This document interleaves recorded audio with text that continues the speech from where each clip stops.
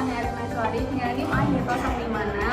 Saya Aliana Eka Putri dengan NIM akhir 046. Saya Dini Danaswa dengan NIM akhir 081. Dan saya Nasma Sadara dengan NIM akhir 69. Selamat ulang. Yang pertama yaitu latar belakang.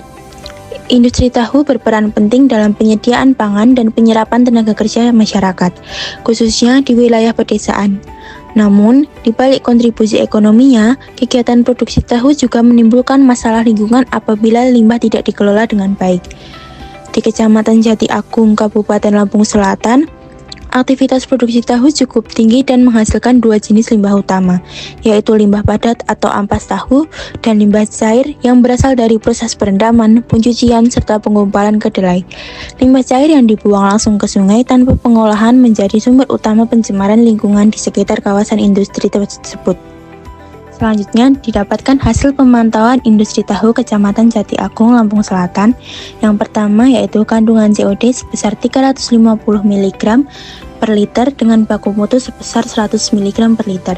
Yang kedua, terdapat kandungan warna atau true color sebesar 900 platinum cobalt dengan baku mutu sebesar 300 platinum cobalt. Yang ketiga yaitu pencemaran berdampak pada ada penurunan kualitas air sungai di sekitar area industri, timbulnya bau tidak sedap terutama pada musim kemarau, menurunnya populasi ikan dan biota perairan lokal.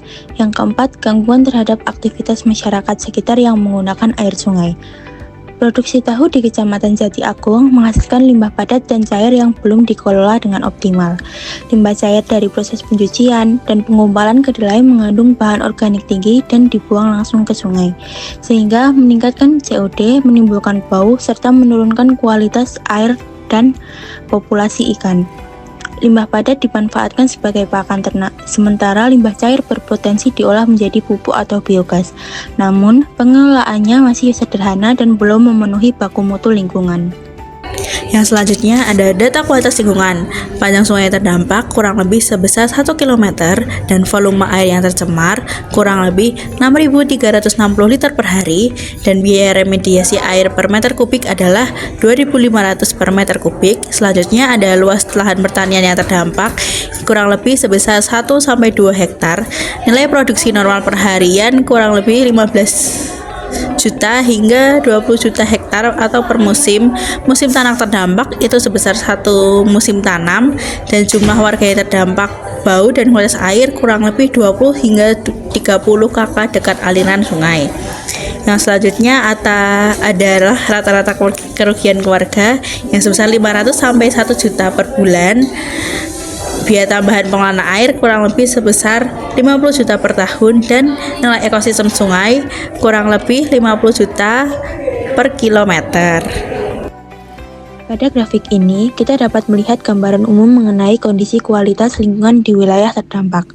Bagian terbesar yaitu sebesar 63% menunjukkan panjang sungai yang terdampak sekitar 1 km. Selanjutnya, 12% mempresentasikan volume air tercemar yang mencapai lebih dari 6.000 liter per hari. Kemudian, 12% lainnya menunjukkan luas lahan pertanian yang ikut terdampak, yaitu sekitar 1,5 hektar. Di bagian grafik berikutnya, tampak 7% yang menggambarkan jumlah kepala keluarga yang mengalami dampak langsung. Sementara itu, 4% lainnya mempresentasikan biaya remediasi air yang diperlukan untuk pemulihan kualitas lingkungan. Dan yang terakhir, sekitar 2% menggambarkan nilai produksi normal sebelum terjadi pencemaran. Secara keseluruhan, grafik ini memberikan gambaran bahwa dampak pencemaran sangat signifikan, terutama terhadap sungai dan sumber daya alam yang menjadi penopang kehidupan masyarakat. Selanjutnya adalah proses valuasi lingkungan. Proses ini dilakukan untuk menghitung kerugian ekonomi akibat pencemaran limbah industri tahu di Jati Agung, Lampung Selatan. Limbah cair yang dibuang ke sungai menurunkan kualitas air dan mengganggu aktivitas masyarakat. Melalui valuasi, kita bisa mengetahui besarnya dampak pencemaran secara lebih terukur. Kemudian, adalah komponen dan total kerugian. Ini ada 4 komponen yang dinilai, yaitu biaya pemulihan, biaya kelebihan, kerugian ekologis, dan juga kerugian sosial ekonomi. Setelah dihitung, total kerugian lingkungan mencapai 2,65 miliar dengan biaya pemulihan sebagai komponen terbesar. Ini menggambarkan besarnya dampak pencemaran bagi lingkungan dan masyarakat. Selanjutnya yaitu penerapan hasil valuasi. Yang pertama, perumusan kebijakan dan pengawasan lingkungan, yaitu dasar kebijakan pengelolaan limbah IKM. Yang kedua, kewajiban IPAL biologi sederhana bagi industri tahu. Yang ketiga, pengawasan ketat terhadap pembuangan limbah cair dan penetapan sanksi atau kompensasi berdasarkan nilai kerugian lingkungan. Selanjutnya yaitu instrumen ekonomi lingkungan atau ekotax dan insentif. Yang pertama, kerugian sebanyak 2,65 miliar menjadi dasar penerapan denda atau pajak pencemaran. Yang kedua, industri ramah lingkungan dapat insentif, yaitu pengurangan pajak atau bantuan IPAL. Yang selanjutnya, mendorong perilaku ekonomi berkelanjutan.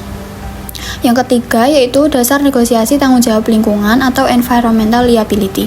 Yang pertama, nilai kerugian sebesar 2,65 miliar menjadi dasar negosiasi antara industri, masyarakat, dan pemerintah. Dan yang selanjutnya menentukan besaran kompensasi atau biaya pemulihan bersama. Yang keempat, perencanaan program pemulihan dan rehabilitasi lingkungan. Yang pertama, biaya pemulihan sebanyak 1,6 miliar untuk rehabilitasi sungai terdampak. Yang kedua, kegiatan seperti pembangunan IPAL terpadu, penanaman vegetasi riparian, dan pemantauan kualitas air. Yang selanjutnya, dasar penyusunan anggaran prioritas pemulihan ekosistem sungai. Dan yang kelima, pemberdayaan masyarakat dan edukasi lingkungan. Seperti yang pertama, valuasi memperkuat kesadaran pentingnya pengelolaan limbah. Yang kedua, menunjukkan bahwa kerusakan lingkungan memiliki nilai kerugian nyata. Yang ketiga, program pelatihan seperti teknologi pengolahan limbah murah dan ramah lingkungan. Dan yang terakhir, pemanfaatan limbah cair untuk biogas atau pupuk organik. Sekian presentasi dari kelompok kami, terima kasih.